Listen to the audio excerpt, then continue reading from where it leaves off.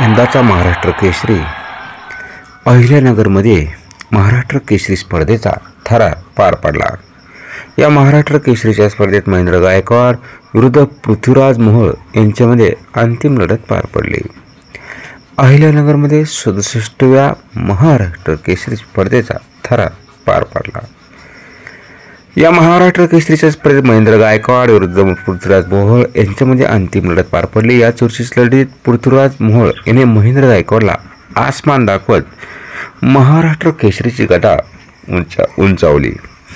उपमुख्यमंत्री अजितदादा पवार, केंद्रीय मंत्री मुरलीधर मोहोळ, राधाकृष्ण विखे पाटील आदी मान्यवर यावेळी उपस्थित होते.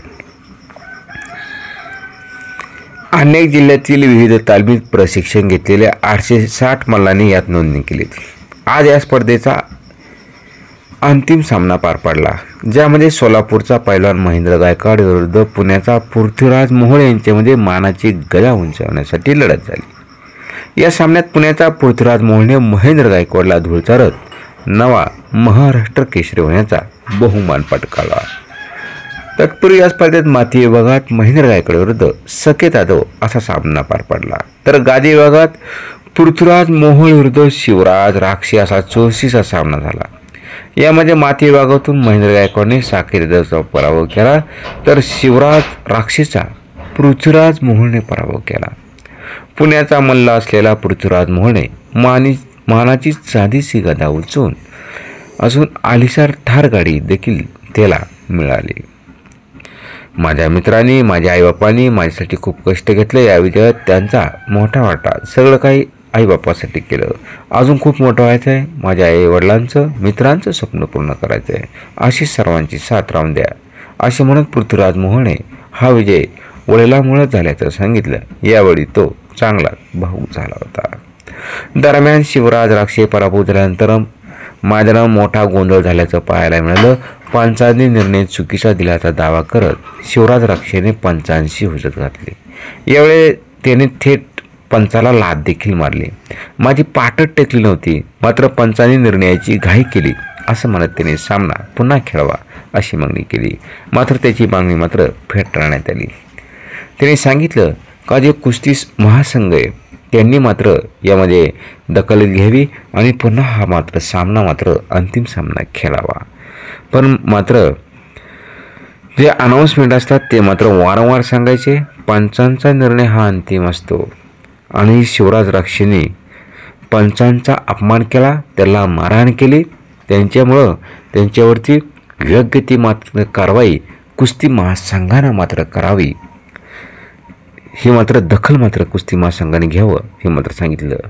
आणि हे सर्व घडलं महाराष्ट्राचे उपमुख्यमंत्री अजितदादा पवार, राम शिंदे, आमदार संग्राम भैया जगताप यांनी मात्र हा महाराष्ट्र केसरी स्पर्धा अहिल्यानगरमध्ये मात्र आयोजित केला.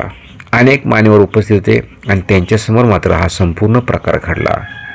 शिवराज राक्षे, त्याचे मित्रमंडळी, त्याचे गावचे लोकांनी मात्र बऱ्याच वेळा मात्र मध्येच धिंगाणा घातला. वारंवार सांगावं लागलं का पोलिसांनी मध्यस्थी करा आणि सर्वांना मात्र बाजूला हटवा. आणि अखेर मात्र सांगावं लागलं अनाउन्समेंटमध्ये का मात्र शिवराज राक्षे आणि त्याचे सर्व साथीदार मात्र मैदानामधून बाहेर काढा. असा हा गोंधळ मात्र पार पडला अहिल्यानगरमध्ये. मानाची गदा जरूर मात्र मोहोळला भेटली, परंतु राक्षीचं म्हणणे माझी पाठ मात्र टेकलीच नव्हती. तर पंचांनी निर्णय का दिला घाई गडबडीमध्ये? यामध्ये आम्हाला संपूर्ण वर्षभर मात्र मेहनत करावं लागते, तेव्हा कुठे मात्र आम्ही इथपर्यंत पोचतो. या पंचांना त्याचं काही घेणं देणं नसतं अशा प्रकारचं मात्र बोलत होता. आणि अखेर रागाच्या भरात मात्र पंचांना लाथ देखील मारली, कॉलर देखील पकडली होती. परंतु सर्व हा प्रकार मात्र एक खेद व्यक्त केला जातो. शेवटी काही केलं तरी पंच असतात. मग यामधून राजकारण झालं का? शेवटी त्या दोघांनाच माहिती. दोन्ही मल्लांना नेमकं यातून राजकारण झालं का खरंच शिवराज राक्षेंचे पाठ मात्र मैदानावरती पडली होती का? काही असो, परंतु शेवटी पंचांनी निर्णय दिला आणि अखेर महाराष्ट्र केसरीचा पुरस्कार मोहोळला भेटला. अशी ही कालची झाली महाराष्ट्र केसरी. अहिल्यानगरमध्ये मोठी एक दंगल झाली असं मात्र म्हणावं लागेल. कुस्तीची दंगल.